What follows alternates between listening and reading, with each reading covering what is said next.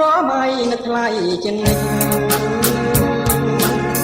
អារម្មណ៍មិនលេចពីក្តីស្នេហ៍នឹករៀបណាស់នំនៃបងកាយាចាថាគូរចិនតែក្តីមុំផ្ញើសំបុកទុកចិត្តបងកង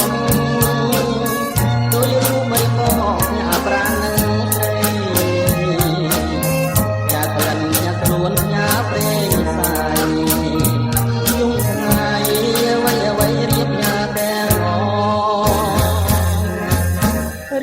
ត្រីបងហើយគេកាយផ្លែស្រីគេតាមសំដីគួរឲ្យស្រណងគេស្ដាប់ចំឡាយយុគក្រោយបាត់អស់គេមើលសំពោសម្រសងសាមកប៉ុណ្ណឹងហើយមិនឡើយអូនឆ្ងល់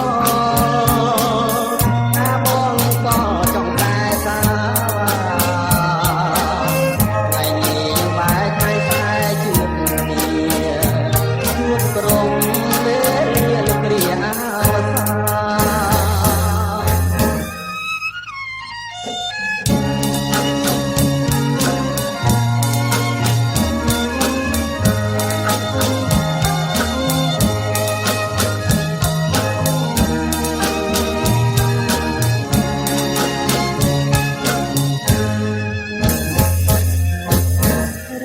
ត្រីបងហើ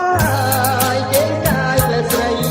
គេតាមសំដីគួរឲ្យស្រណងគេស្ដាប់ចំឡាយយុគក្រោយបងអស់គេមើលសំពោសម្រសងសាមកប៉ុណ្ណឹងហើយនឹកឡើយអូនឆ្ងល់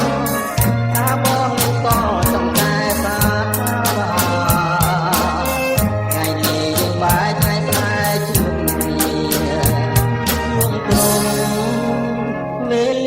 លោកគ្រាអវសា